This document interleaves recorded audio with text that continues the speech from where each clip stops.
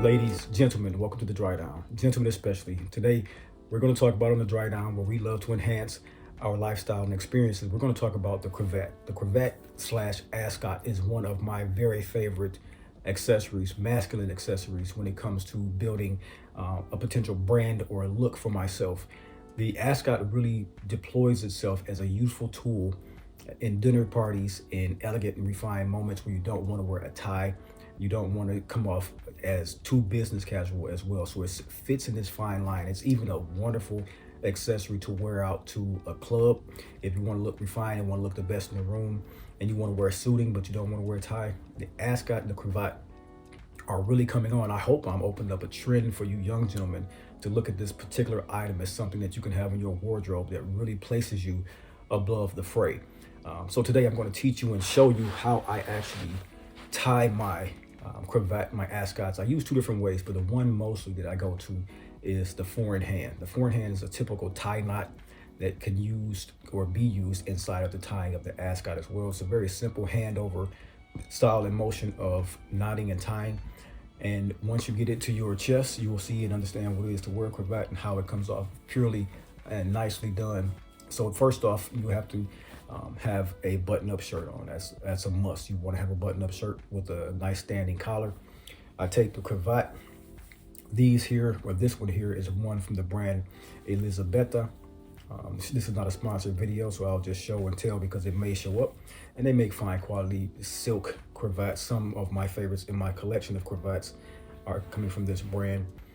So what this pattern is a blue, red, and yellow with slight hue of gray paisley, and it's a beautiful color tone to go with the blue shirt I have on right now. And so let's get into it. I'll show you exactly what it is that I do. I'm not going to have a mirror in front of me, so if you see me struggling, it's not simply because I don't know what I'm doing.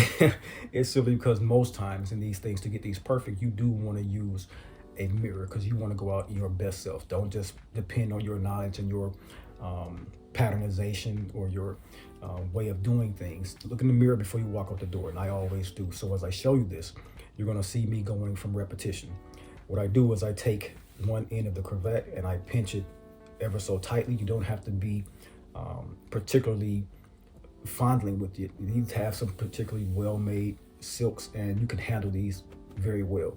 So I'll take the cravat and I'll take it to about the mid-sternum. From one side to the next, depending on, sometimes the manufacturers will have different lengths. So you want to make sure your length is properly done when you're doing it. I'll take the left side and then I will come to a pinch.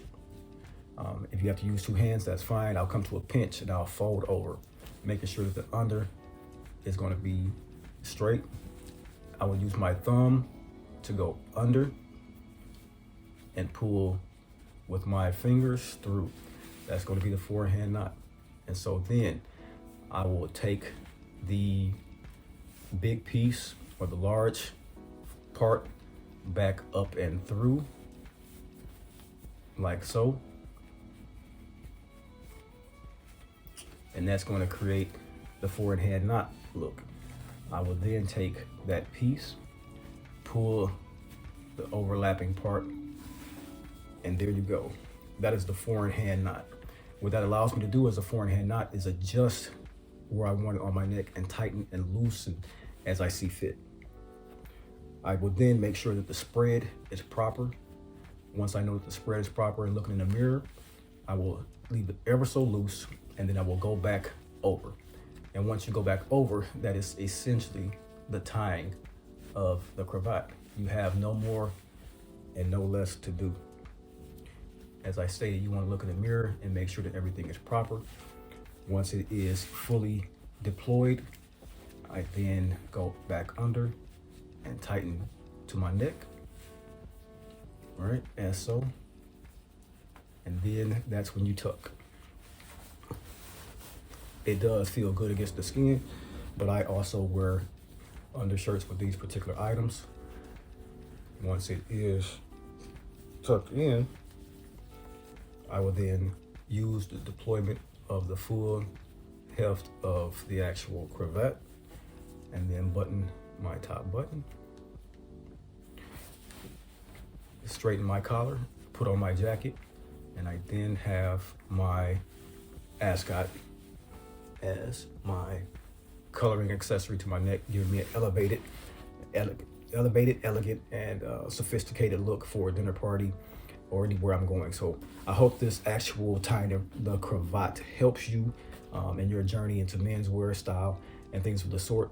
This is just a quick tutorial that I'm calling the Sunday service. If you young gentlemen are looking for a little bit of education when it comes to style and grace, grit as well, this is the channel for you. So I hope this found you well. Hope it educated you and entertained you a little bit as well.